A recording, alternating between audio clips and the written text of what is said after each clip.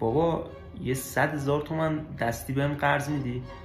با دوستان میخوام برم بیرون، جیبم خالی نباشه. زشته. پسر از سنت خجالت بکش، حداقل از موهای سفید من خجالت بکش.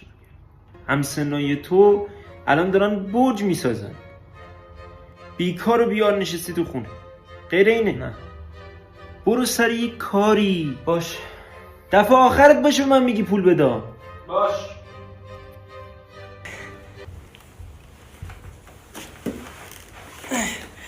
بذارش قشنگ روبروش. باشه داداش.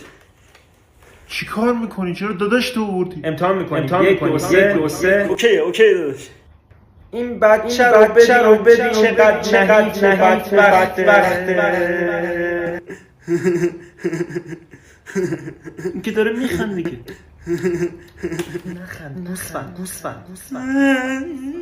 آیا دل میسوزه؟ بابا کمکمون کن. میبینی کسی؟ میبینی این بچه سرگرمی میخواد، این بچه پفک میخواد، دلت نمیسوزه؟ صدقه سری این بچه، تو رو جان این بچه کوچیکت یه 100,000 تومن دستی به ما بده. بابایی جان بابا، دختر من، جانم.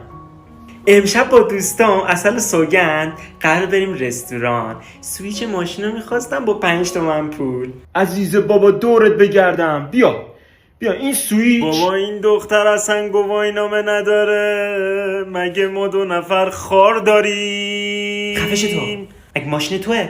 سویچ سر میزه. فقط ببخشید بابا کارواش نبردم ماشینو. بابا واقعا که ماشین تمیز نیست. چرا دوستام آبروم میره؟ دیگه وقت نکردم عزیزم، بابایی سر کار بوده. در عوض برات 10 تومن میریزم یه رستورانی گرون قیمت برید امشب. 10 میلیون تومن؟ مگه ملکه الیزابت سوم؟ بابا قربونت برم، مرسی. خواهش میکنم عزیزم. شما این مسخره بازی رو جمع کنید. پسر اول آوردم، گفتم خوشا به حالم، یه پشتوانه دارم. تو که بیکار و بیار در اومدی.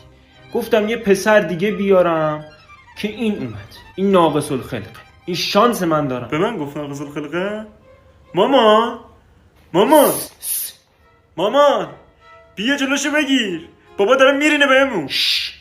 به مامانت نگو. بیا این 20 تومن رو بگی برو پفک بخر. خدا بزرگی کمت نکنه. بیا بودو. مرسی. خداحافظ. آره داشتم میگفتم بیکار میگردی، بیار میگردی، ول هستی. یه